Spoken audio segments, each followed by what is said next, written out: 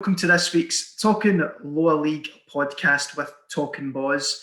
It's good to have you all back. Thanks to that one person that listens every week. This week we are back to talking about real life football, and obviously there was some slight confusion to clarify that. We are stepping out of our fantasy world that Ross and I created last week. If you don't have a clue what we're talking about, it's probably for the best, but if you're interested, head over to where you get your podcasts and listen to us talk about if we were in charge of the West of Scotland League. Thanks to everybody that's listened and fed back to us and come up with some ideas and things like that.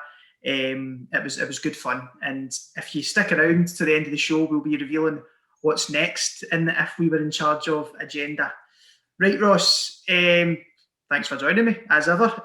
We are back this week to talk all things Championship, answer your questions, and probably for the first time, really on the Talking Lower League podcast, get stuck into Hearts and Midlothian Football Club and Robbie Neilson.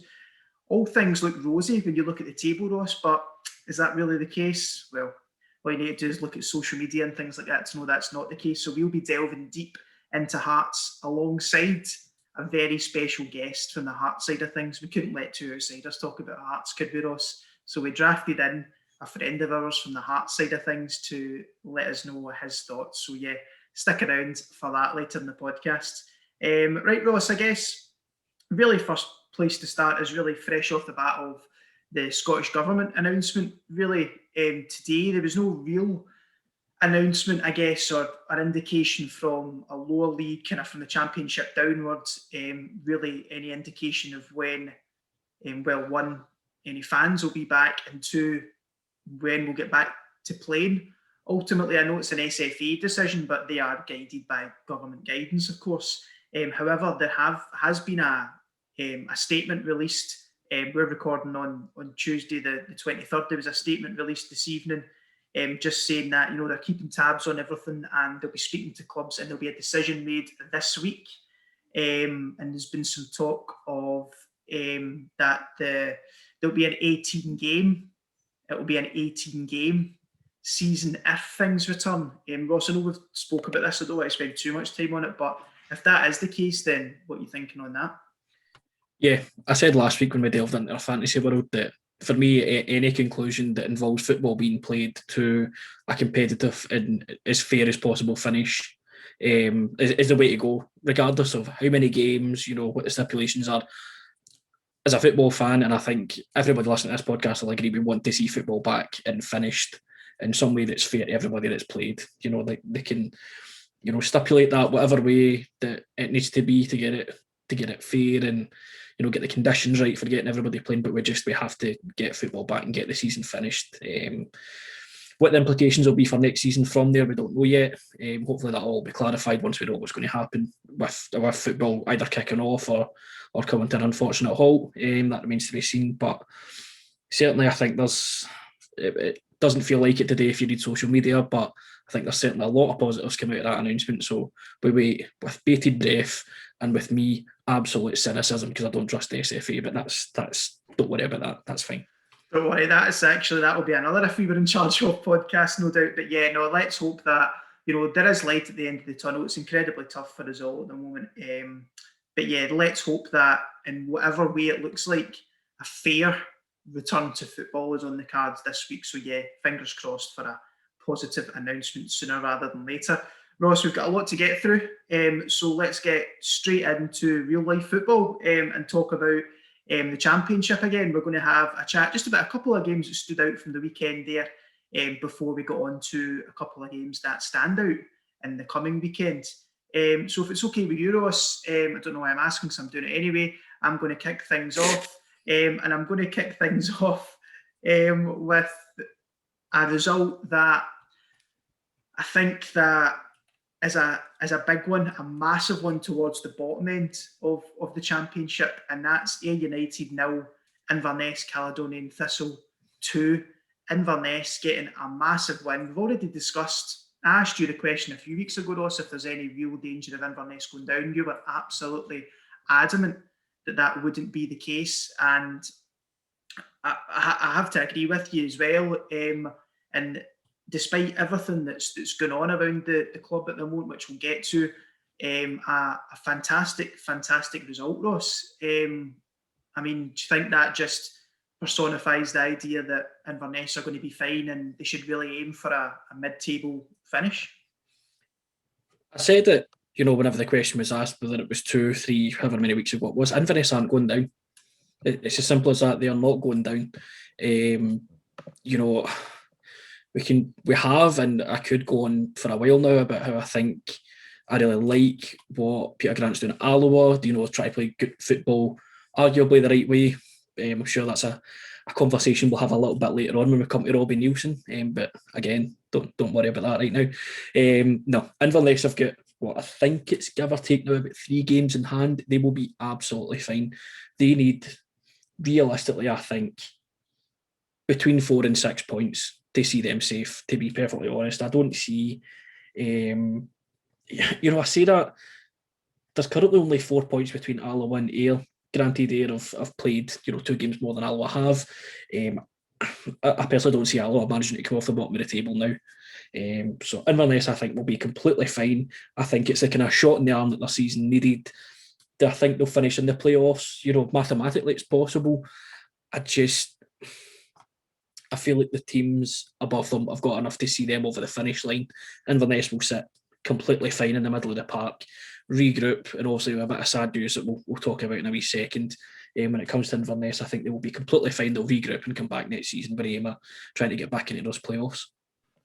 Yeah, I think what they've done in the grand scheme of things, considering the important players that they've had taken away from them over the course of the summer especially, has been fantastic. And all you need to do is look at the impact that Jordan White's having when he's getting a run of games at Ross County, for example. But I'm really chuffed to see Shane Sutherland popping up with a couple of goals, a couple of really important assists in the last couple of weeks as well. He's a player that we've loved watching when he's been at Elgin over the last couple of years as well, and got the move to Inverness. And let's hope that, I reckon they'll be comfortable in the Championship this season. Let's hope that he pushes on next season as well, and could potentially get them into the playoffs. I mean, obviously, it ended a run of 6 games winless streak for Inverness, and on the flip side of that, Ayr United, Ross. I mean, you talk about how tight this division is. I mean, we're going to get to a side in Dumfries whose fortunes have just been unbelievable in 2021. But do you worry about Ayr United now? I mean, it's starting to get like a bit of a, it's becoming a problem, to say the least. This run of form. Yeah, I think certainly for Mark Kerr it will be a worry. You look at a Morton team that, I know we've talked about Morton at length over the last couple of weeks, but you could argue probably punching above their weight. I think it wouldn't be unfair at times this season to have said Morton could very well be sat 9th or even 10th with some of the performances, but they've certainly started to turn that around. Also, again, with a good result that we'll come back to. Arbroath as well have completely 360'd it, and we try not to be biased in this podcast, but I'm delighted to see Arbroath safe once again. Hopefully, I'm so sorry Dick Campbell if his turns round and he's ended up going down. I'm sorry that it was me that ruined it for you. I think Mark Kerr does have some cause for concern, but again, they have got 2 games in hand also. So again, I think a couple of points on the board for them. They win both those games in hand, they go as high as 4th. Do you know what I mean? So they will be completely fine. I'm looking at the table just now. There are 10 points separating Dunfermline in 2nd and Ayr in 9th. So it really is, for me, arguably one of the best and most competitive leagues in the country, and anything can happen in that time. Well, that's a very good question was asked about that, Ross, which we'll get to. But I don't know, I'm not as convinced as you about Ayr being safe this season. I think Mark Kerr's lucky that Somerset isn't full of fans, to be honest, this season. I don't know if he'd be getting as much time as he may well get. I know obviously Ayr have recently kind of changed chairman and things like that, and ownership that might buy him a bit more time, and obviously having a good season last season in the grand scheme of things. But there's just a bit of nothingness about Ayr for me at the moment. There's no real cutting edge, no real spark, there's just, they lack a bit of something.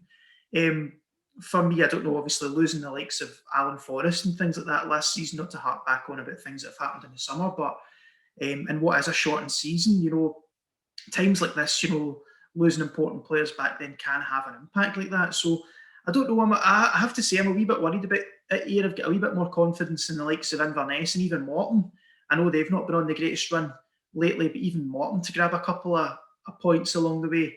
Obviously, they had a very impressive result at Tynecastle against Hearts at the weekend, which we'll discuss more later on in the podcast. But yeah, so very interesting. And obviously, Ross, we'll just briefly touch on it. Obviously, sad news that the Inverness manager, John Robertson's having to take some time away from his role due to a bereavement. So obviously, all of our thoughts are with John and his family and friends at the moment, and hopefully, he comes back, sooner rather than later.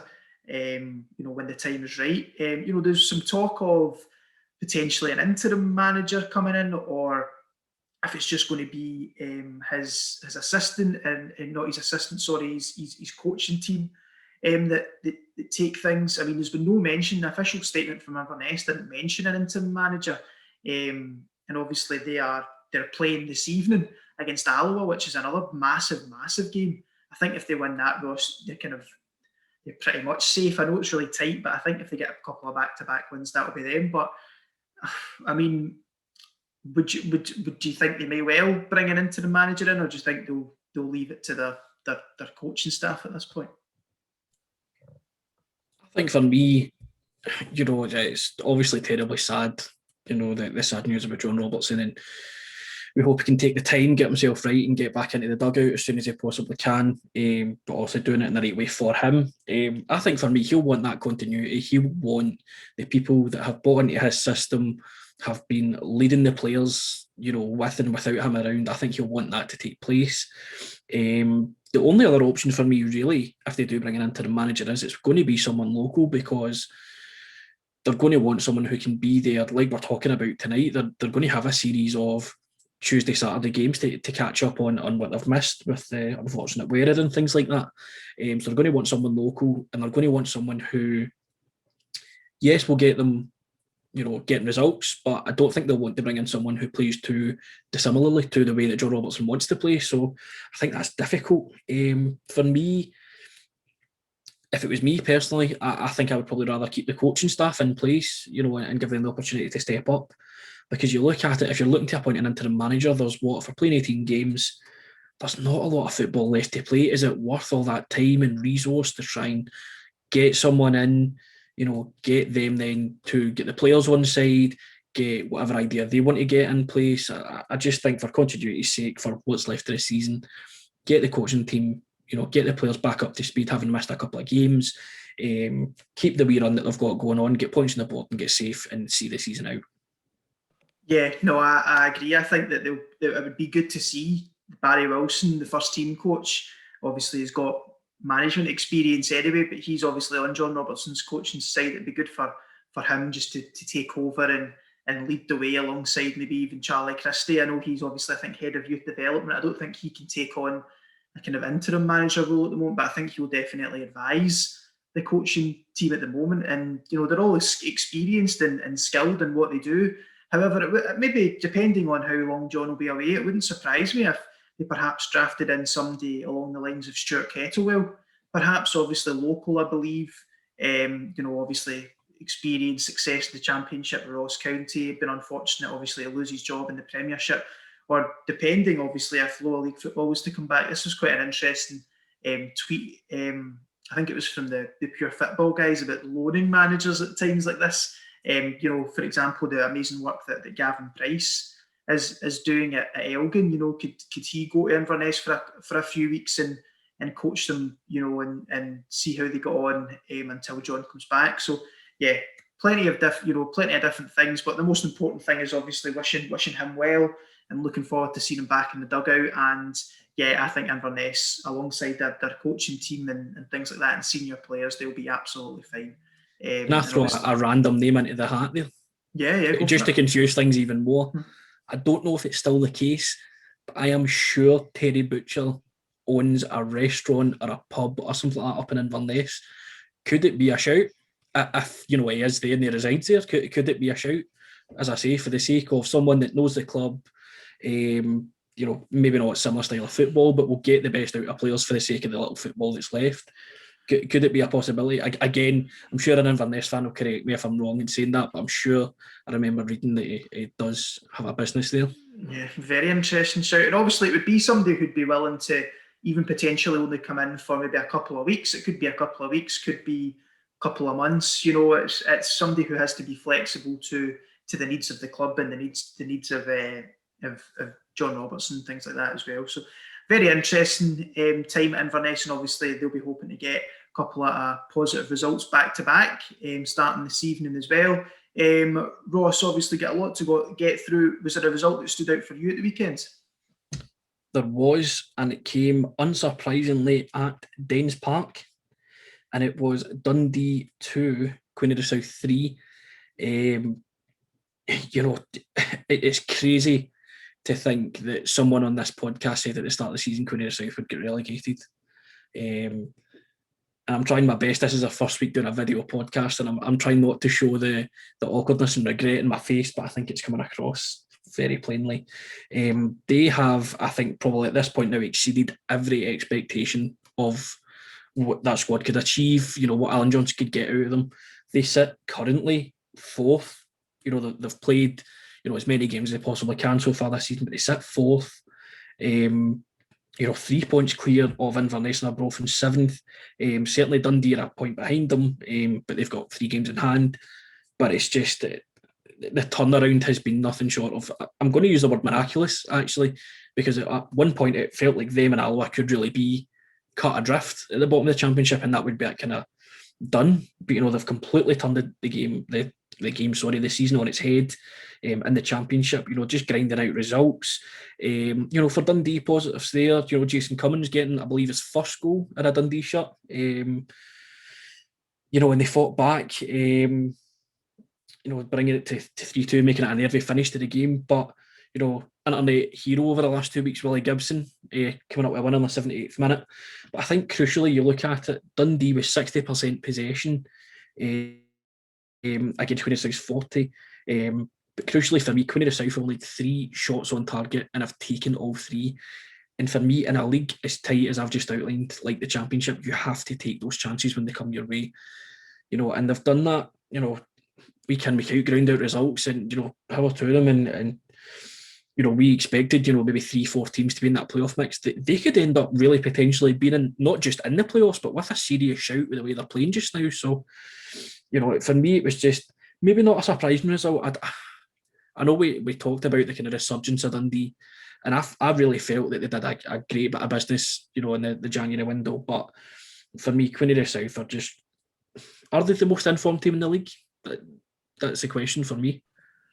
Yeah, I think alongside maybe the likes of Arbroath as well at the moment, I think probably are one of the, if not the informed side in the league. I mean, their recovery in 2021 has just been out of this world. Obviously, that's been recognised in the manager, obviously winning Manager of the Month, I'm sure as well. And Willie Gibson's goal, just what a goal that is, and great to see that win any game.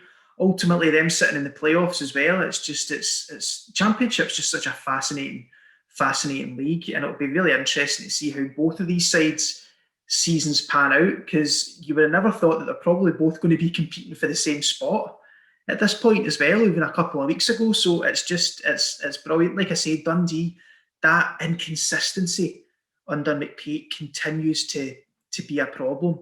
But obviously, like I say, they need to get back to winning ways very quickly.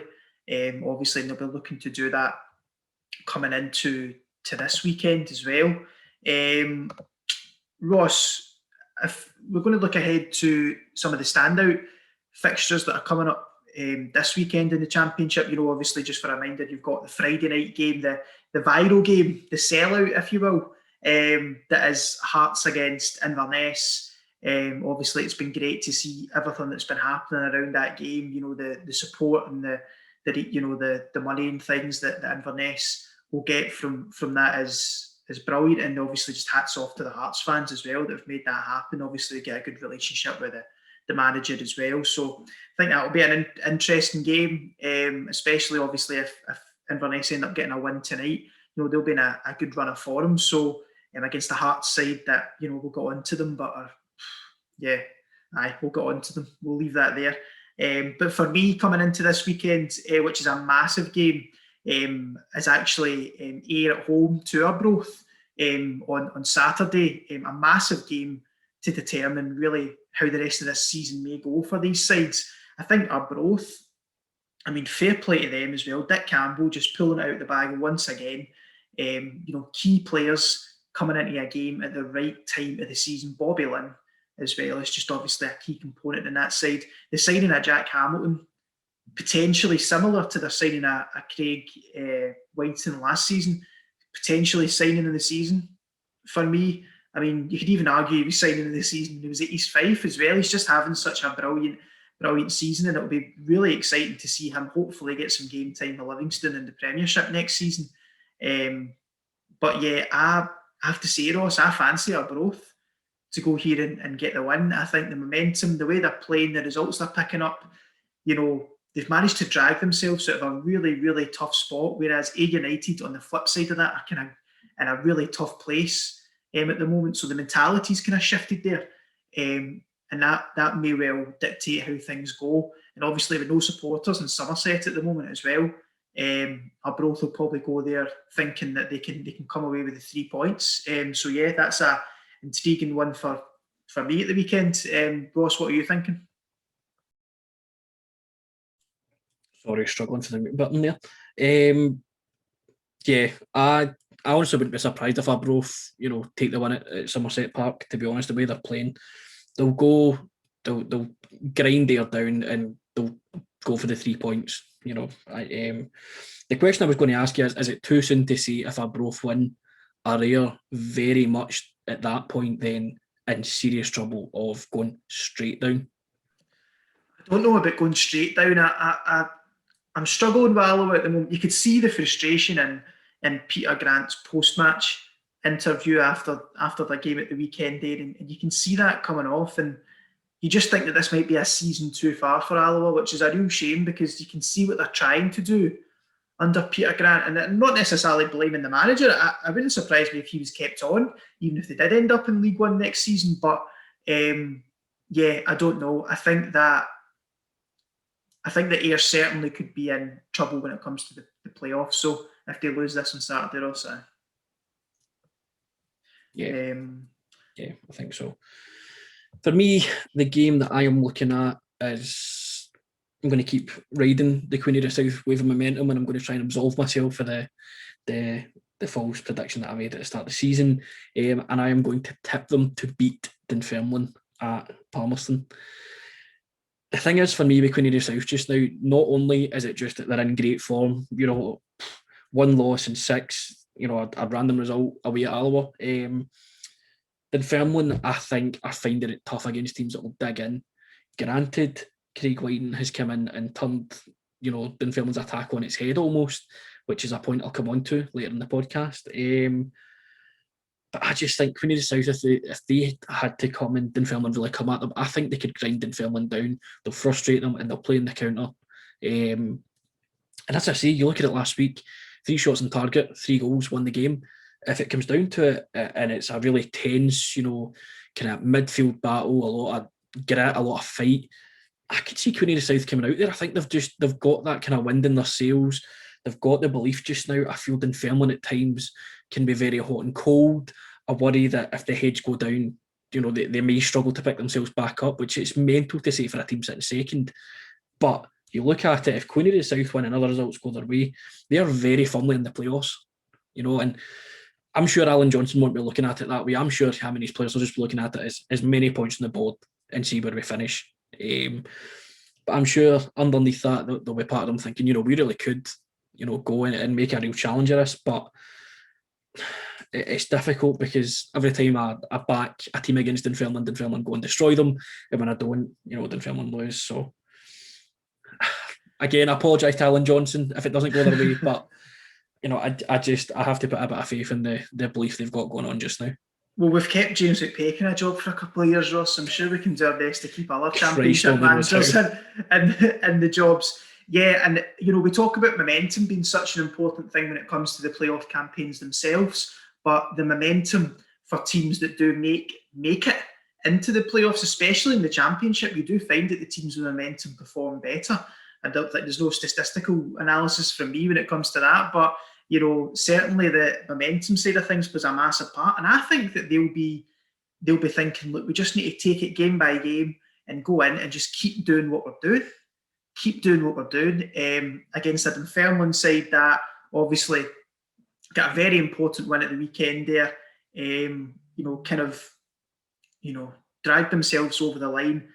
They need to win. Dunfermline just need to keep trying to win games. That is it, and just hope that Hearts continue to stumble along the way. It's a massive, massive ask for Dunfermline to win their title now. I think that's beyond them. I think it is beyond them. But going back to the momentum point, Ross, Dunfermline are going to be in the playoffs. They need to keep that momentum. They can't just sleepwalk into the playoffs, especially if they get a shot at one of the Premiership teams, whoever that may be. And it's probably quite a good time, Ross, to move on to some questions we've got before we delve deeper into Hearts.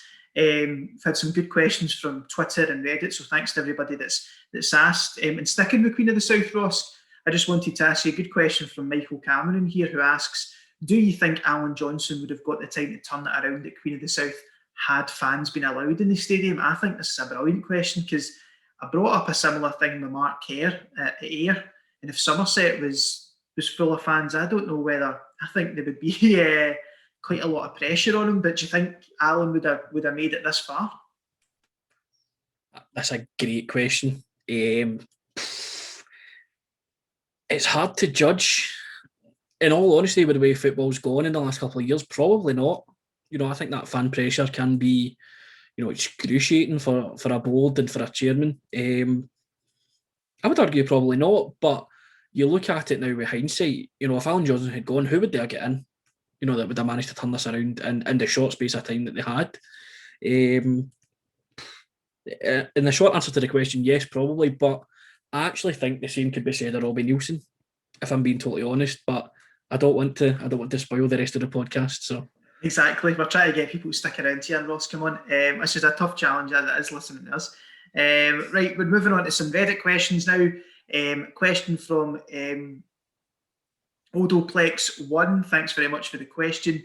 Do you think the Championship is the most competitive league in the country? There's only 10 points between second and ninth. And yeah, we've already mentioned it, Ross. Do you think it's the most competitive league in the country? Yes. Yeah. Short and sweet, yes, absolutely. Absolutely. And not just this season on season. Mm-hmm. It doesn't matter if it's between second and ninth. There is competition within the league, be it in the playoffs and to avoid the drop. Anywhere between 4 and 5 for the playoffs. We looked at it last season, and in between arguably 2 or 3 for the playoffs every year. So the relegation playoffs, I should say. So yeah, absolutely the most competitive league in the country, bar none. Yeah, exactly. It was even given the West of Scotland League Conference B a run for its money, Ross, as well. But unfortunately, that obviously stopped. That'll be back soon, and the competition between the two will be back for the most exciting competitive league in the country. If only the Championship had. I think it's great that they've got a game on Friday night, BBC Scotland, every couple of weeks or whatever, but only if the accessibility for the Championship is better, because I think that's really how the Championship in England started to get a bit more of a global audience. And if only the Championship in Scotland had something similar. Let's hope that's not too far away. But yeah, it's unbelievable that Alloa, who we're talking about pretty much rightly or wrongly, are perhaps even already done in the league. If they get on a good run, they could be looking at the promotion championships. It's unbelievable, and it's just a credit to everybody involved. Ross, now we've had a question here from Are You Comfy? Thanks for the question, who's a Hearts fan. And this leads us very nicely, Ross, onto our next big segment for this week. And the question simply is, what will it take for the Glorious to be a top 4 club once again? I'm assuming that they're talking about a top 4 club in the Premiership and not the Championship. If they are talking about the Championship, enjoy it. You're doing a good job. However, Ross, it's time to our big talking point for this week's podcast is going to be finally Heart of Midlothian Football Club and Robbie Neilson. They're probably not going to be the championship in the lower leagues for much longer, so we better take advantage of it and actually get stuck into them. We've been avoiding it, rightly or wrongly, kind of, whether we've meant to at times, maybe we've not been talking about them enough at times, but we thought that we would talk about them in depth here. It's a very interesting time for Hearts and Robbie Neilson. Now, before Ross and I, before we get stuck into it, we did promise a Hearts special guest, and yeah, here he is. We are speaking to Liam from the This Is My Story podcast. Just brilliant guys over on that podcast. Make sure to check them out on all the podcast platforms and YouTube especially. They do some great pre and post match videos as well as watch alongs as well.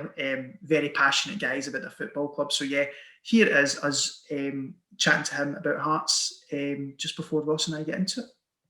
Everybody, obviously getting through the podcast this week, and anybody that follows us on social media, we had a few wee bits and bobs out there about a potential very special guest from the Hearts side of things, because we couldn't talk about Hearts, we're two outsiders here.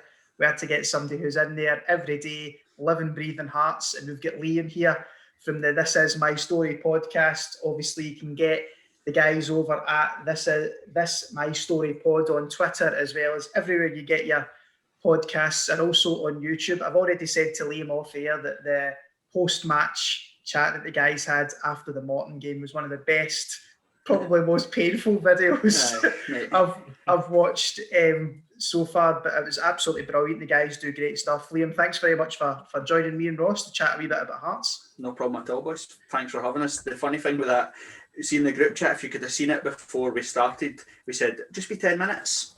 Don't worry, we'll just go in 10, 15 minutes, briefing the Morton game, and we'll be back off it. It was nearly 2 hours, man.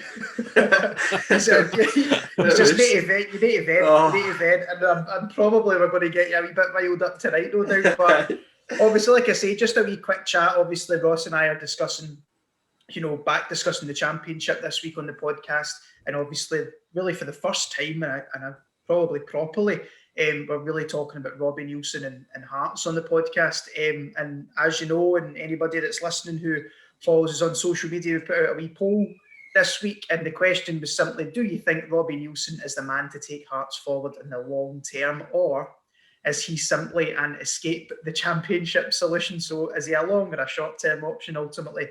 And the results were quite interesting. So we got 41.4% of people said that Robbie Neilson is for the long haul when it comes to Hearts.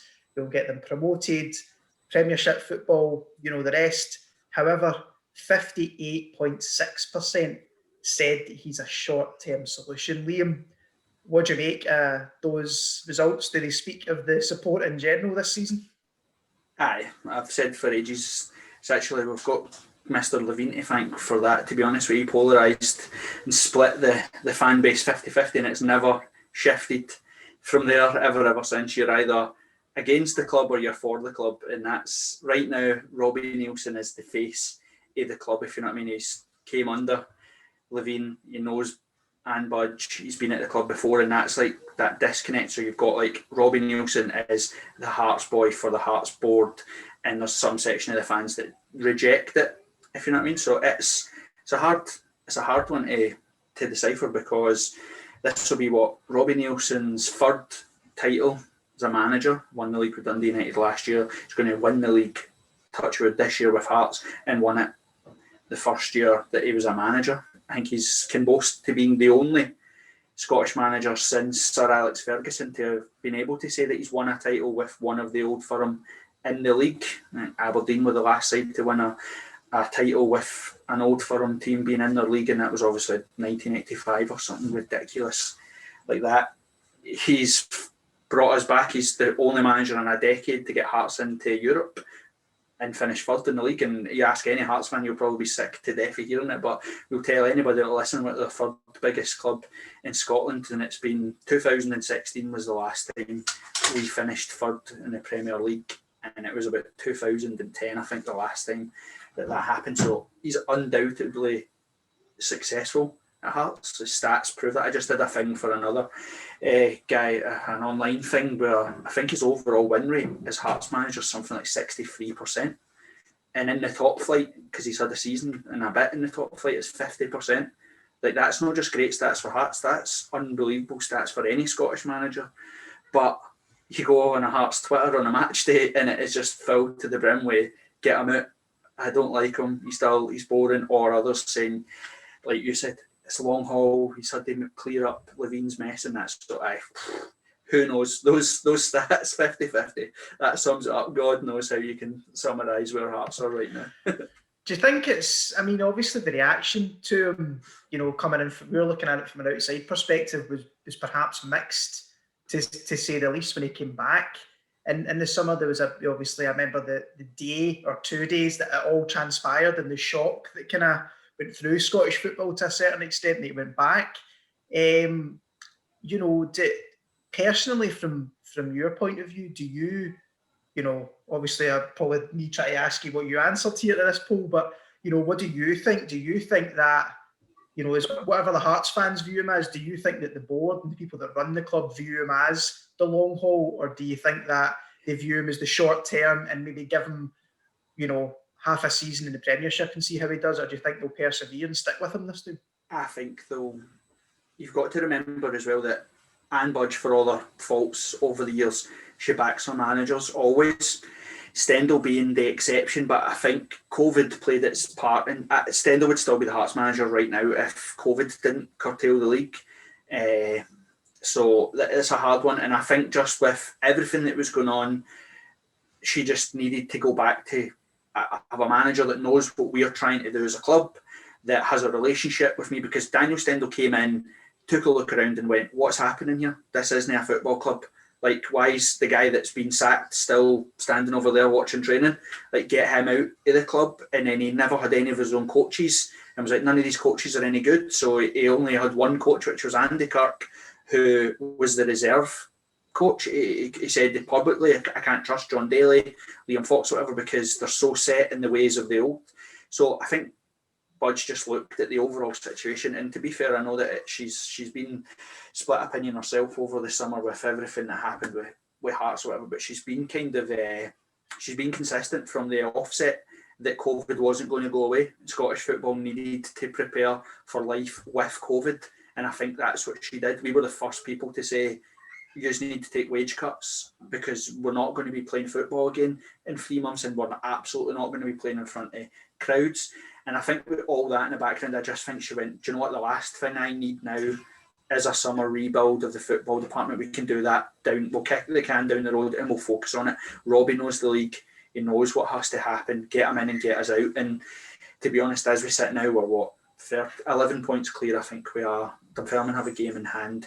And like you said there, you've barely spoke about Hearts this season. And to be honest with you, I think that's the frustration. You probably shouldn't have spoken about Hearts. Hearts shouldn't be a news story this year, because as much as we've been a shambles, we should have came down and just walked straight back up like that. And that's me not trying to bam anybody up. That's just, I looked at 5 internationals played the game on Saturday. Craig Gordon, Stephen Naismith, Mikey Smith, Leon Boyce, Gary Mackay-Stephen played against Morton. Do you know what I mean? And we drew 1-1 at him. So the only reason that we're even having these conversations is because we're stuttering. You know, there's no getting away from that. We've got a £9 million playing budget. It's the third highest in Scotland. There's 2 part-time teams in the Championship, one of which has beat us this season. Like, it's not good enough. But the ultimate goal is to get the Hearts back into the Premier League, which Robbie will do. And then it's like, what does Scottish football look like next year? Because as it stands, yesterday everybody was, get me to the pub for the 21st of June, and now we're looking like, well, let's temper that a bit and see where we go. So it's a strange one. I think he's here, and Budge won't get rid of him. If there's Hearts fans that are listening to this, and I'll say it on my own podcast, if you think that come the whatever it is in May, we lift the trophy and Budge says, in you come, Robbie, right, thanks for what you've done, see you later, you're away, it's not going to happen. It's not how she works. It's not how she operates. So, he's here for the long term. So how do you see then, Leo? How do you see the rest of this season playing out then? Obviously, you've already mentioned that, you know, let's be honest, the chances of Hearts winning the league, it's 90+% ultimately. But aside from that, though, and that is the ultimate goal for Robbie Neilson and Hearts this season, is to just get this season done and get back to the top division and look forward to hopefully Tynecastle getting fans in again, bringing in players and things like that. How do you see this season going? Because results like Saturday can't keep happening without pressure coming on, regardless of whether we think that he's going to be the long-term solution or not. So how do you see this? How do you see the rest of this season playing out on the pitch, and ultimately how do you see the summer going really for Hearts? Well, the Hearts are in that weird situation right now where, like we've said, the last time we were in the Championship, we won at record-breaking points. We actually only lost 4 points outside of the teams that weren't Rangers or Hibs. We've lost to Dundee, Dunfermline and Raith Rovers. We've drawn with Queen of the South and we've drawn with Morton. That's not good enough, and that's me not trying. I'm not trying to be arrogant to anybody, but what makes it even more, and why there is pressure, is it's the performances. We spoke about it before we started recording. Was fans in this football stadium, a Friday night 7:45 kick-off away to Ayr, finishes 1-0 to Hearts with a terrible performance, terrible pitch, terrible weather. They're the ones that you go back onto the bus, you have a beer, a chippy, you say that was a bit crap, but you forget about it and you're actually buzzing about it because you go home and you think, they haven't been beat at home for a year. I know they're silly stats when you're talking about Hearts and Aberdeen and Hibs and Celtic Rangers, but that's the league that we're in there. That's our reality. So you walk away from that and you're happy, but because we're no there and you can't see the bits of the game, or you don't live the game, you're just watching it through a screen, you just end up furious because the performances, they look rubbish. And the thing that bugs Hearts fans the most about Robbie Neilson, and again, you have to only look back to who his mentor was at the club, and if you were to think what's Craig Levine's biggest annoyance about him, is he's the most stubborn man on planet Earth. 460, we know all that nonsense for Craig Levine, and that's Robbie Neilson. We play 4-2, 3-1 every single Saturday, regardless of who we're playing, and teams have sussed us. Morton actually will probably feel they'll be kicking themselves on Saturday. If I was a Morton fan, I'd be kicking myself because they were far too respectful for us in the first 30-40 minutes of the game. They sat off us, treated us like we were Barcelona, like they were coming to get spanked, and then realised that we'd run out of gas with 30 minutes and hadn't scored. And then as soon as they started to be a little bit more adventurous, all right, it was a nothing thing, but they hit the bar first half with that cross, with a header for the corner, and then the first chance of the second half they score. And you're thinking, they haven't done anything different. They've just had a wee bit more belief in themselves. And that, as a Hearts fan, that's what's ultimately annoying, because on the flip side of that, Watchers versus Celtic in the Scottish Cup final, for 45 minutes Celtic did what Celtic should be doing this season. They've got an unbelievable squad with unbelievable players. They battered us. They would have battered Hibs, they'd have battered Aberdeen, they'd have battered Rangers playing like that. And then from 45 minutes on, we changed the way we played a wee bit. We got 5 yards closer to them, more aggressive, with a bit more tempo, and we chased them over the park. We were 2 penalties away from winning the Scottish Cup. And then same with Hibs as well. We've more than matched Hibs, who are rightly sitting third in the league right now, getting good reviews because they're playing good football. And that's the thing, you think, how am I watching that Hearts? And then I'm watching us not be able to beat Queen of the South, and all Queen of the South are doing is playing 4 at the back, 5 in midfield, 1 up front, and knocking long balls, and we can't deal with it.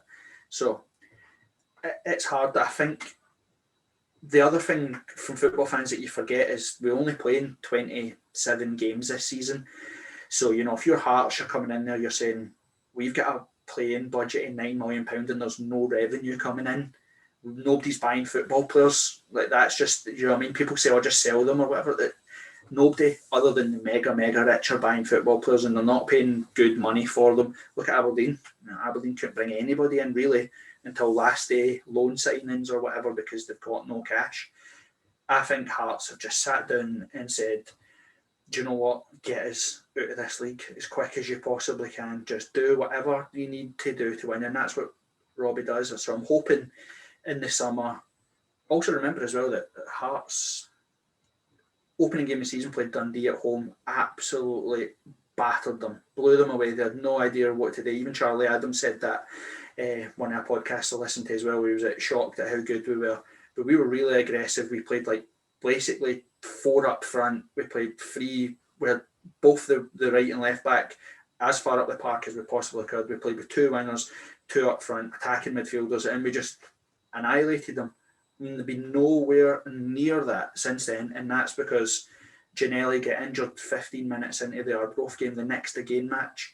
And again, not to go back to it, but Robbie Neilson learned for the master, which is Craig Levein, which is if you can't go and win matches, don't get beat.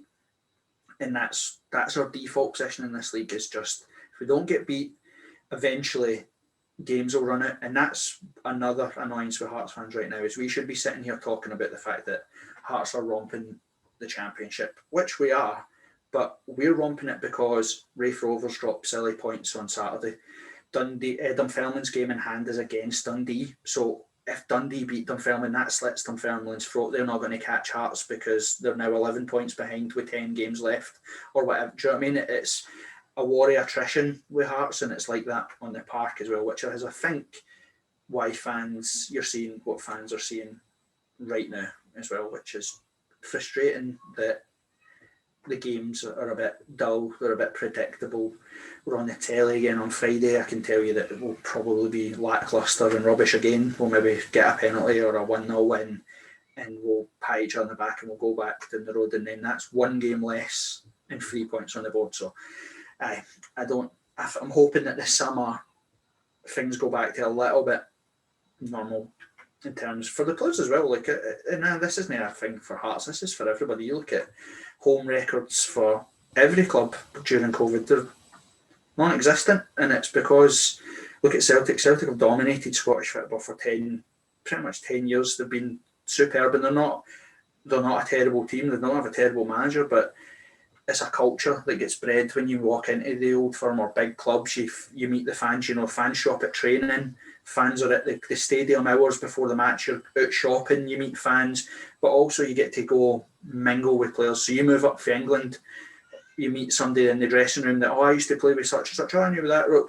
we'll go for dinner. Or then my wife meets his wife, and they all bond. Nothing like that's happening in football now. Football players are literally gone to training, gone home, and are terrified to do a Jordan Jones or a Edmondson or whatever and get sacked and kicked out. So it's weird. You can't judge it. So I'm hoping that when things go back to normal, we'll see a bit of momentum for Hearts. Yeah, exactly. Because obviously we're getting stuck into them tonight in the podcast and probably in the coming weeks as well. And yeah, Heart of Midlothian, just fascinating, Liam. Fascinating. Some from an outside perspective, mate. That's why I think we've turned to Robbie, and that's what I hope. The last time I can remember Hearts being in the headlines for like good things was when Robbie was here the first time. Remember the first season he was the manager, we were doing triple training sessions. We were playing Alloa on Saturday, so he was renting Alloa's park and we were training on it because it was Astro and you could, because it was a public pitch. He was deemed to be innovative the way we played, went to Ibrox opening game of the season, win, then beat Hibs the next game and go on an unbelievable run. We don't lose until the end of January with playing Hibs and Rangers 2 and 3 times. It was an unbelievable season, and it's the last time, same when we went back up into the Premier League. I don't know if you can remember, but first time we went back to the top flight, Robbie won his first 6 games in a row. We were top of the league. He's the last manager that I can remember feeling stability under. I felt that the club knew what we were up to, we had a game plan, off the field and on it. I knew what the Hearts were going to show up, and knew what we were going to try and look like to play and all that sort of stuff. And that dwindled over the years to now. I think we're just hoping that that's what Robbie can get back, and we can go back to just being a club that does its talking on the park. Oh, that's it. That is the ultimate aim for Hearts and for Hearts fans around the world. Liam, thanks so much for taking the time to come on. Obviously, it's unfortunate that we probably won't be talking about Hearts next season, but obviously let's hope that our side, for example, might get done against Hearts in the Scottish Cup, and maybe fans will be back and we'll be able to grab a beer and whatnot as well. Aye, definitely, lads. Thanks for having us. I enjoy the podcast and that. So thanks for letting me be involved. Brilliant. Cheers. Thanks a lot, Liam. All right, guys. Right. And Ross and I are back unfortunately for you guys. We would have talked to Liam all day if we could have about Hearts, and what just a brilliant guy. And we know we've harped on about it already, but please go and check out the This Is My Story podcast and the YouTube and things like that. The guys do a great job. Whether you're a Hearts fan or not, I think they're one of the best, Scottish fan media outlets out there at the moment. So yeah, thanks very much, Liam, for coming on. Appreciate that. Now, obviously, we covered quite a lot chatting to Liam. However, before that, we get a good question from the Reddit, from Are You Comfy, asking what will it take for the Glories to be top 4 club once again, ultimately? What will it take for Hearts to be a top 4 club in the Premiership once again? Ross, we're probably going to answer that question just by dissecting all of this, aren't we?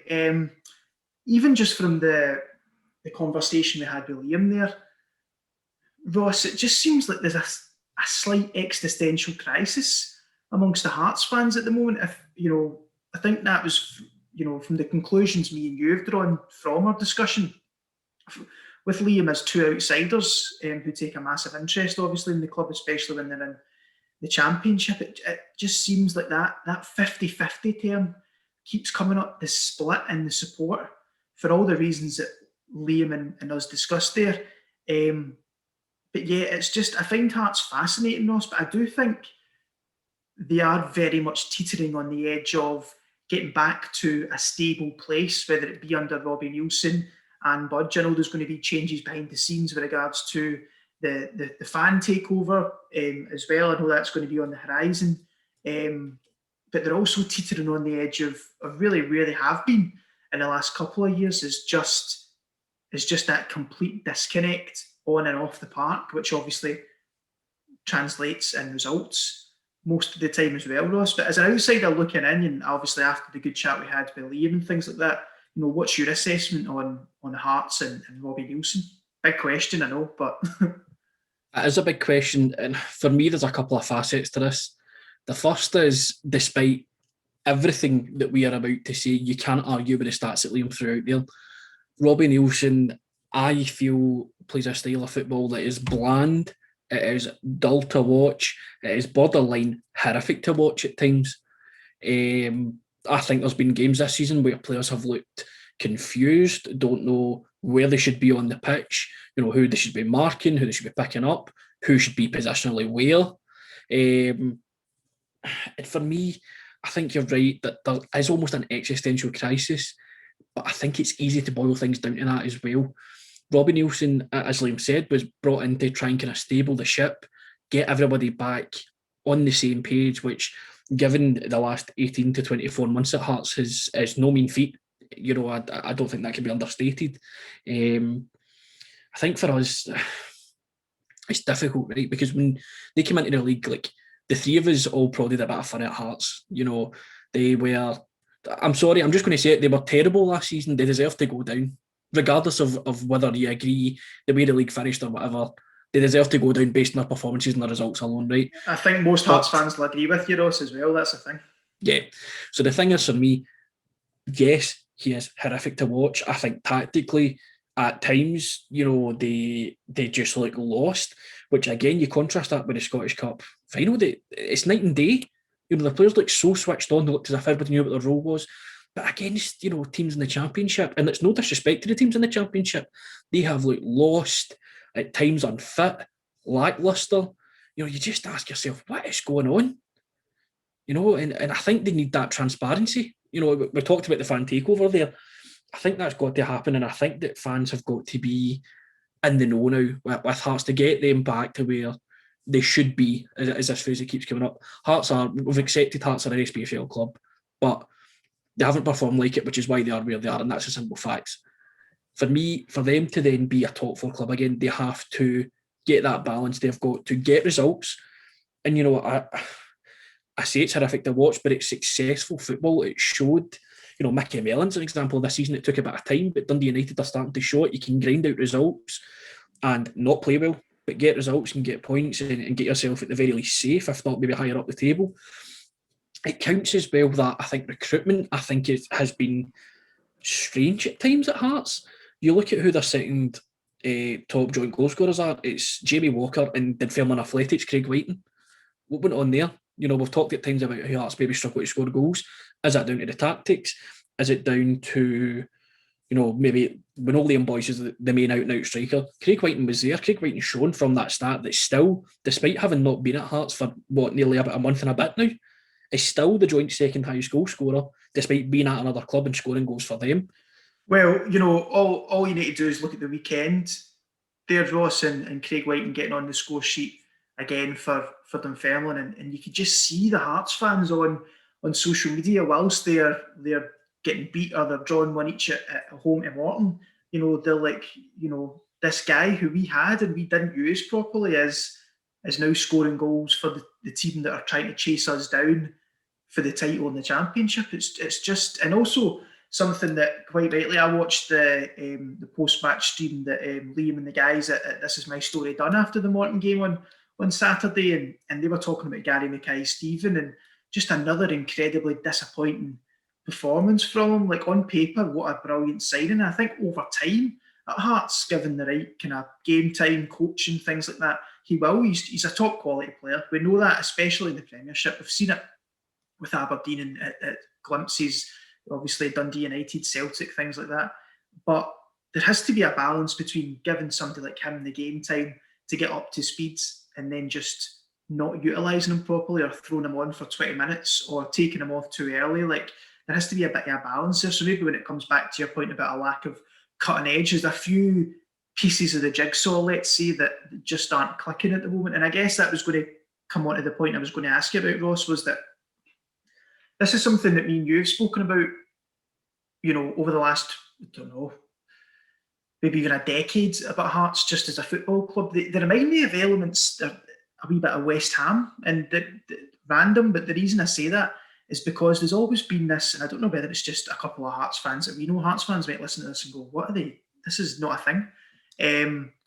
Is the Hearts way of playing? You always hear about the West Ham way and how, like, you had managers at West Ham who got results and stuff, but they ended up getting chucked, or the fans got them out because they got results, but it wasn't the way they wanted. They would rather see their side play good football and get beat some weeks, which for me as a football fan is I can't fathom that. That's just a personal kind of feeling, and that's why I'll get onto my personal thoughts on Robbie Neilson, Ross. But do you see some kind of similarities there in the way that Hearts fans are talking about Robbie Neilson? Because, his percentage and, win rate in the Premiership and the Championship, he is probably going to be, a Championship winning manager again for the third time.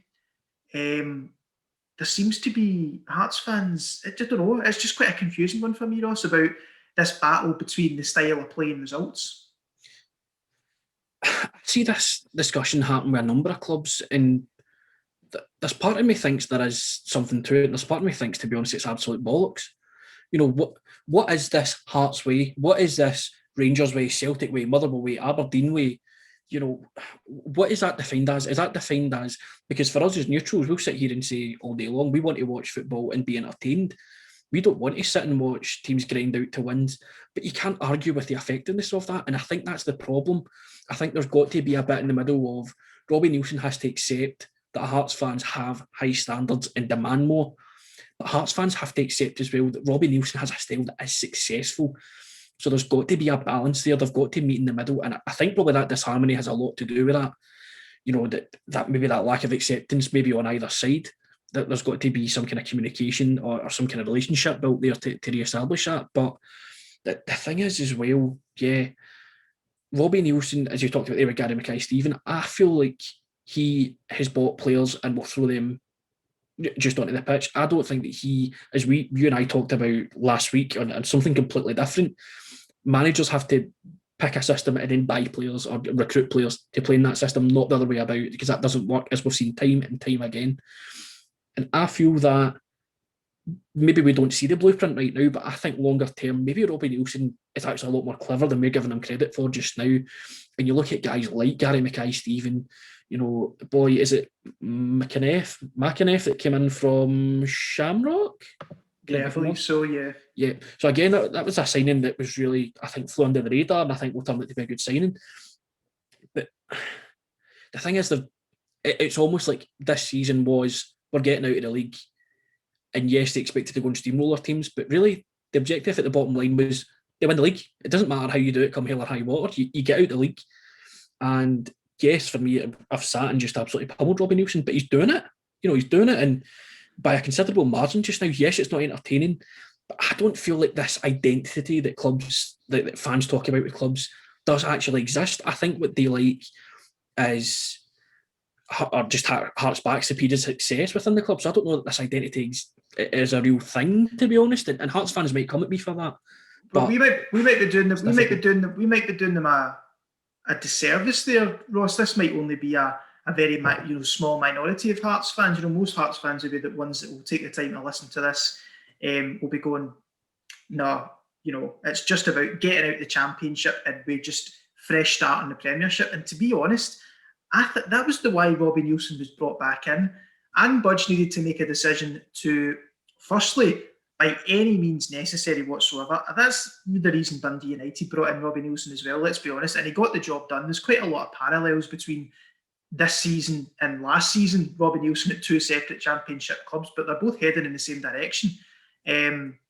But Anne Budge needed to bring back in somebody that knows how she runs the club, knows people around the club, and gets the job done.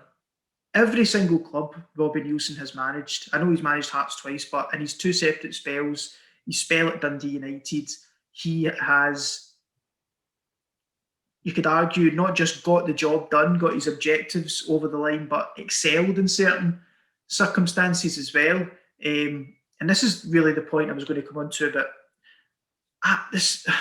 There's something about Robbie Neilson I like, and I don't know whether it is just because we, support a club that hasn't had much success over the last 10, 15, 20 years. Obviously, the last couple of years have been a bit different, because we've got a good manager ourselves. But, it's just a thing for me where, especially for a club like Hearts in the situation they've been in the last couple of years, it should really be results.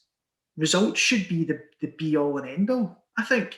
Because until Hearts get to a point again where this sounds weird to say, they are an established Premiership club again, then if they want to think about, okay, we have to change the structure of the club in the way that it's going to be all about this style of play and we fit managers and coaches and players in around that, that's fair enough. You can see the likes of, for example, to use another EPL example, Brighton, or even in the English Championship, Brentford, clubs who put structures in place and fit people around it. I could see Hearts becoming a club that adopts something like that in the next few years, once they get back to being a consistent, at least top six Premiership club again. But I still think that Robbie Neilson is he's just doing an absolutely fine job in the grand scheme of things. And I do think that the biggest challenge for him will not only be when fans return to Tynecastle, hopefully next season, but it will be the summer. For me, this summer coming is going to define how his second reign at Hearts goes. That's going to be the biggest thing. Because what I wanted to talk to you about as well, Ross, is more specifically about Neilson himself. I think this summer is going to be so important for him, not just for him, as a Hearts manager, but for him and his career in general. Because what I was going to ask you is, where does Robbie Neilson kind of go from here? I'm not talking about another club, but I would be surprised if he stayed at Hearts for, let's say, a decade or even 5-6 years, to be honest. I would be surprised. I think he'll probably stay for maybe 2-3 years, assuming everything goes okay. But where does he really go? I see quite a lot of parallels between the situation that somebody like Derek McInnes is in, or Neil Lennon is in, where I'm not really sure where Robbie Neilson can go again, really, after Hearts. I know it sounds daft, but I don't know. I'm struggling to place Robbie Neilson. Understood why he left Hearts the last time to take on the MK Dons project. I understand that, and who knows, he might end up going back into League One or even a Championship in England again. But yeah, I don't know. I'm struggling there to see kind of where he goes from here as well. I think we need to talk about it in the hypothetical that Hearts get back to this promised land and be a top 4 club in Scotland. What other job is out there for him? Aberdeen, who just now, as far as we're led to believe, don't have the same budget Hearts do. Hearts are outpaying them, in terms of finances. Realistically, do I see Robbie Neilson as a Celtic or a Rangers manager? No. As it stands, I don't, certainly. For me, the only real option for him is to go back down south again. And whether he wants to do that after his experience at MK Dons is, completely probably unknown at this point. I think he'll be happy to just settle, maybe bounce about teams like Hearts, Aberdeen, for talking sake, one of Dundee United, Motherwell, Kilmarnock, take your pick, who's kind of on the ascendancy at that point. I think at some point after this, there's probably a part of its passion for Hearts, because realistically, would he come back in the circumstances if he wasn't passionate to do it? Probably not. He had a cushy number at Dundee United. He could have been up, seen them probably safe this season. He could have done that.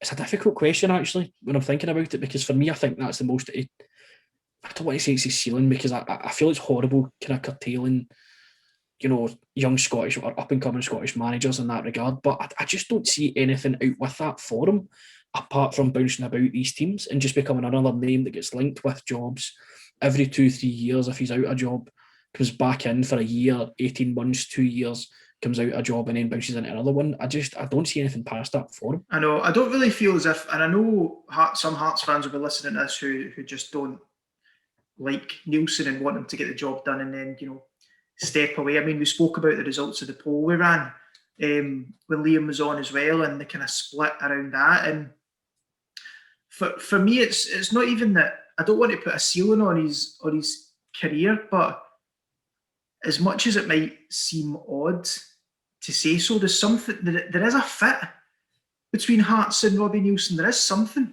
And I'm not just saying that because the last time it worked really well. Like, you need to remember that Hearts were sitting third in the Premiership and the plane was flying over the ground calling for his head. I can't remember what it said exactly, no style, things like that. Like, it was, and you look back and Hearts fans that go, what on earth? Like, look at us now. But that was probably a reason why Anne Budge brought him back, was because you're thinking, well, if anybody's going to get us back to even relatively close to where he got us to before, it's going to be him. We're going to have to go full circle.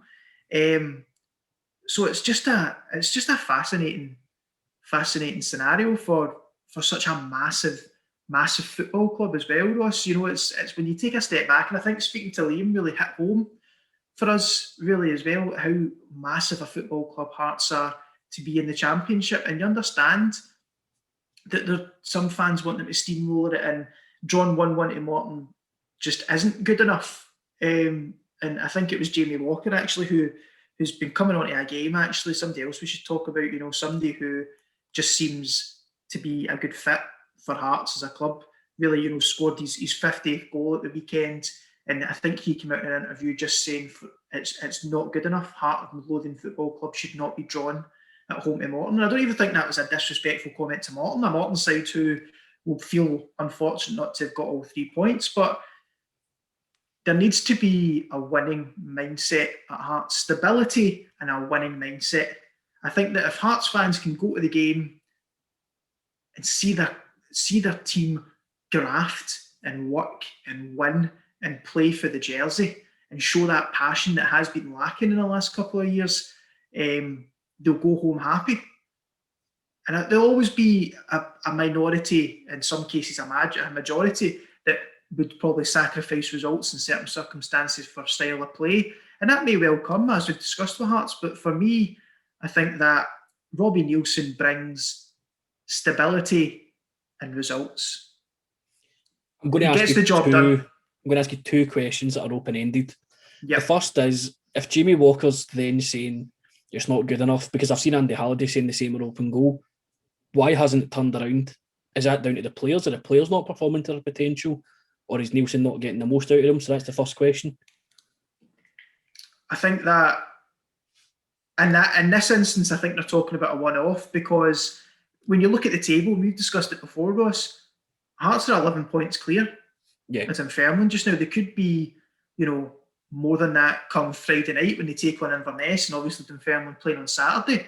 Like, the job is nearly done when you think about it. It's a shortened season as well. Like, I just think that the expectation, rightly or wrongly, is probably rightly, I would say, so high at Hearts that Jamie Walker, who seems to be Hearts through and through. I'm sure Hearts fans can correct me if I'm wrong there, but it's still one game and it's still not acceptable for Hearts. That is how high the expectations are, and that's probably where this whole discussion originates from, is those expectations around Hearts, who, as Liam said in his segment as well, rightly or wrongly, feel they should be at least the third biggest club in the country.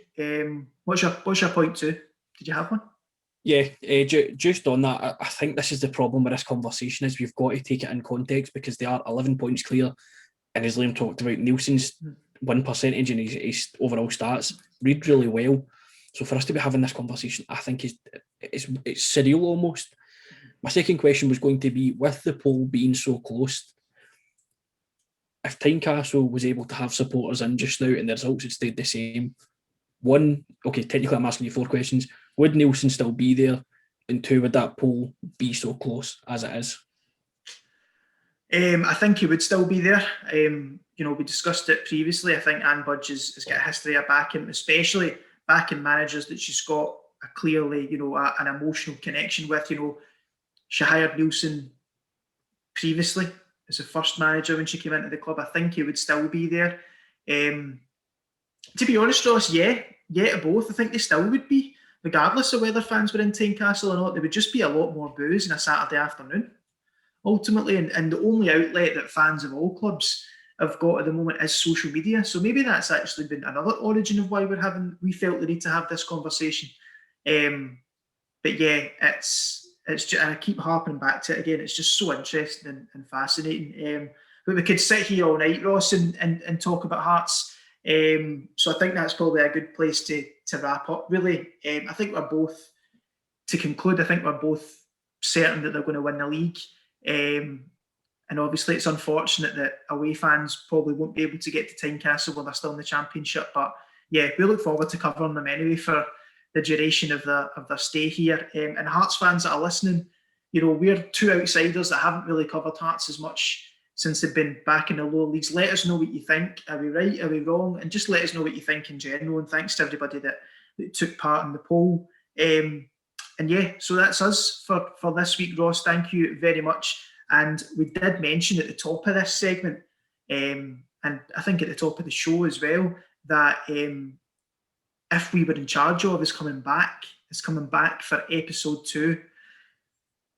And the discussion about Hearts isn't going to end, Ross, is it? Because the next If We Were in Charge Of, which is probably going to be next week, is going to be If We Were in Charge Of Heart of Midlothian Football Club. So everybody that has enjoyed or hated listening to us attempt to talk about Hearts, there's going to be an episode of it next week, which will probably be the most feisty If We Were in Charge Of episodes. Well, that is until we let Ross loose on the SFA. Well, you say that to cut you off, we may also, to make that extra feisty, have a return bigger than the return of Brock Lesnar, return of the Rangers, and return of the Mac. And that's all I'll say. Tune in next week. Oh, there we go. Look, guys, life is difficult at the moment, but there's clearly so much to look forward to.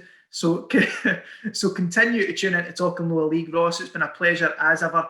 And thanks to everybody that's asked us questions and things like that.